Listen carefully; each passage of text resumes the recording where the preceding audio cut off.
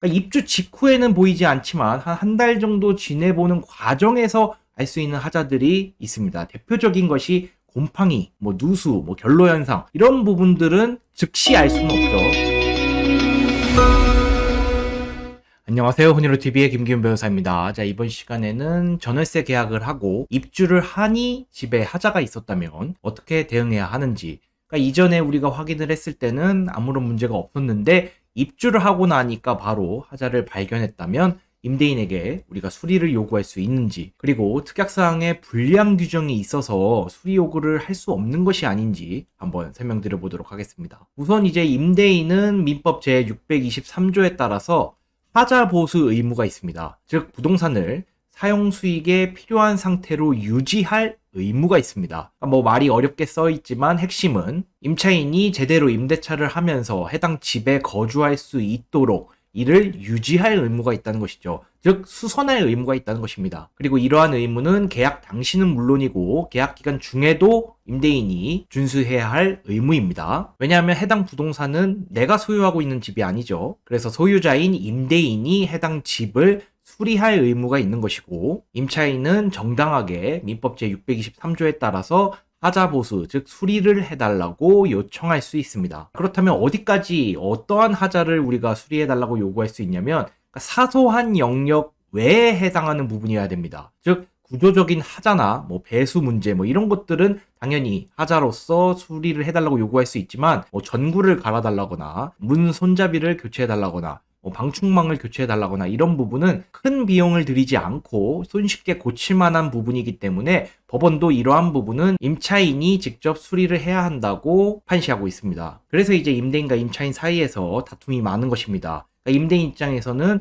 아니 그 정도는 손쉽게 고칠 수 있는 부분이니까 임차인 본인이 고쳐라 라고 하는 것이고, 임차인 입장에서는 이게 어떻게 사소한 영역이냐, 큰 비용이 들어가는 것이나 다름없으니까 임대인이 고쳐라 이렇게 하면서 서로 다툼이 있는 것이죠. 자, 그런데 이제 오늘 말씀드릴 부분은 입주 직후입니다. 그렇게 입주 직후이기 때문에 임차인의 잘못으로, 즉 임차인이 생활하면서 발생한 하자가 아니라는 것이죠.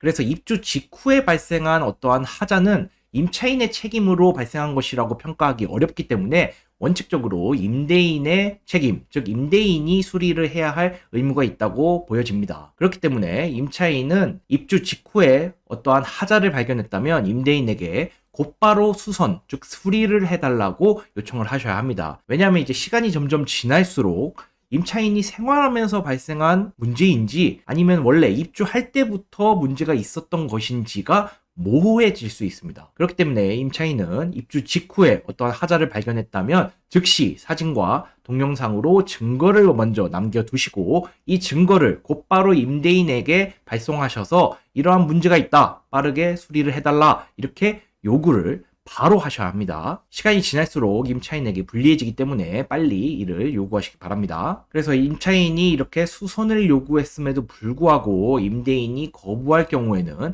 임차인은 손해배상 청구나 계약 해지까지도 고려해 볼 수 있습니다. 일단 해당 하자로 인해 우리가 어떠한 손해를 봤다는 점을 입증할 필요가 있고요.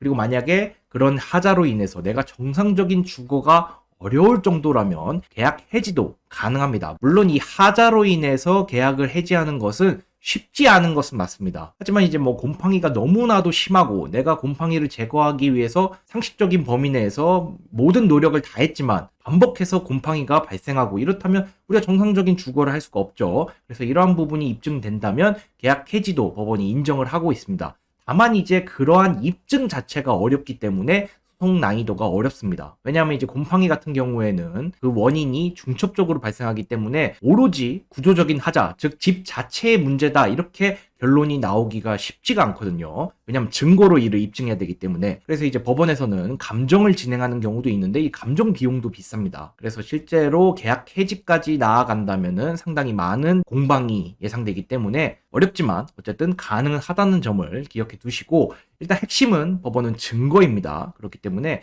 내가 해당 하자로 입은 손해, 즉 피해 사실에 관련된 자료도 차곡차곡 모아두실 필요가 있고, 임대인에게 내가 수선 요청을 즉시 했다 이 부분도 입증이 필요하기 때문에 이 부분에 대한 증거 자료도 확보를 해 두셔야 할 것입니다. 그런데 이제 임대인의 이러한 수선 의무는 강행 규정이 아닙니다. 그러니까 무슨 말이냐, 당사자 사이의 어떠한 약정으로 이 임대인의 수선 의무를 면제하는 것도 가능하다는 것입니다. 그래서 임차인은 임대차 계약서를 면밀히 확인하셔야 합니다. 특약사항의 다양한 방식으로 이러한 내용이 있을 수 있는데 그 큰 틀은 결국 임대인은 계약 기간 중에 발생한 어떠한 하자도 책임지지 않는다. 이런 뉘앙스의 특약사항이 있는 경우가 있습니다. 자, 근데 이 특약사항은 임차인에게 불리한 것이죠. 그래서 임차인에게 불리한 것이니까 무효다. 이렇게 생각하실 수도 있는데 그것은 주택임대차 보호법에 따른 규정에 대해서만 그런 것이고 이 임대인의 수선 의무는 주택임대차 보호법에 따른 것이 아니라 아까 말씀드린 민법 규정에 따른 것이라서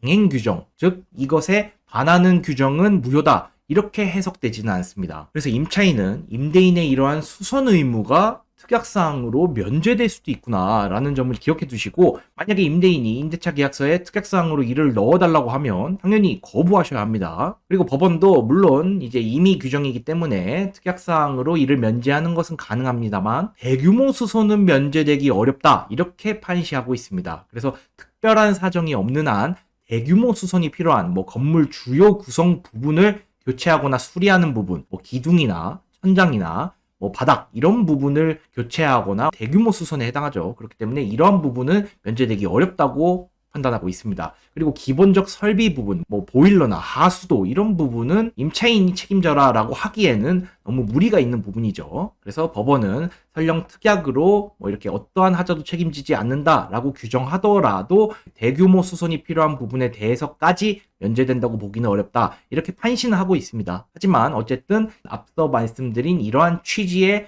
특약사항은 포함하지 않는 것이 좋겠죠. 그래서 면밀히 살펴보시고 이러한 특약사항이 있다면 거부하실 필요가 있을 것으로 보입니다. 그리고 이제 오늘 말씀드리는 것은 이제 입주한 뒤의 하자인데 그러니까 입주 직후에는 보이지 않지만 한 달 정도 지내보는 과정에서 알 수 있는 하자들이 있습니다. 대표적인 것이 곰팡이, 누수, 결로현상 이런 부분들은 즉시 알 수는 없죠. 그래서 한 달 정도 지나봐야 알 수 있는 하자도 있기 때문에 만약에 임대인이 강하게 밀어붙여서 하자에 대해서 책임을 지지 않겠다는 특약사항을 넣겠다고 하더라도 우리는 적어도 한 달 동안은 경과를 봐야 되지 않겠냐. 그래야 내가 하자가 있는지 없는지 알 수가 있으니까 한 달 정도는 경과를 보고 판단할 수 있도록 해달라. 이렇게 규정하는 것 정도는 필요할 것으로 보입니다. 그래서 이제 임대인의 수선 의무에 대해서는 임의 규정으로 이제 당사자 사이에서 얼마든지 약정으로 규정할 수 있기 때문에 임대인이 가끔 이러한 특약을 넣는 경우가 있습니다. 그래서 임차인 입장에서는 꼭 계약서 내용을 면밀히 확인하신 뒤에 대응하셔야 하고